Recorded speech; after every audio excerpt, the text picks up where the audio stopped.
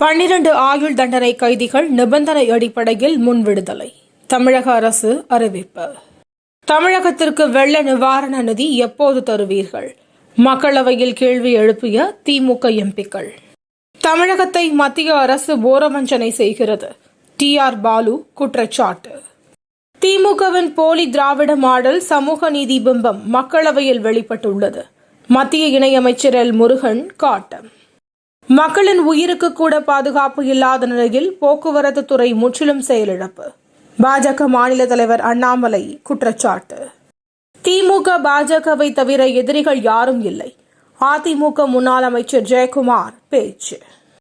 நேருவை பற்றி பேச மோடிக்கு என்ன தகுதி இருக்கிறது? தமிழக காங்கிரஸ் கமிட்டி தலைவர் கே.எஸ். அழகிரி கேள்வி. அதிமுக உட்கட்சி தேர்தல் விவகாரத்தில் தலையிட முடியாது.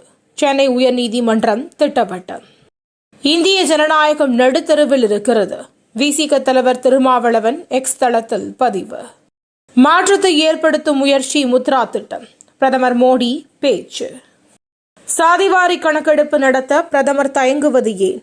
ராகுல் காந்தி கேள்வி. அச்சுறுத்தும் குரங்கு காய்ச்சல். கர்நாடகாவில் 2 பேர் பலியான சோகம். மத்திய பிரதேசத்தில் பட்டாசு ஆலை தீ விபத்து. 6 பேர் உயிரிழப்பு. விமானப்படை சீருடையில் முத்தம். ரித்திக் ரோஷனின் ஃபைட்டர் படத்திற்கு சிக்கல். தமிழகத்தில் இன்று வறண்ட வானிலையே நிலவக்கூடும். வானிலை மையம் தகவல்.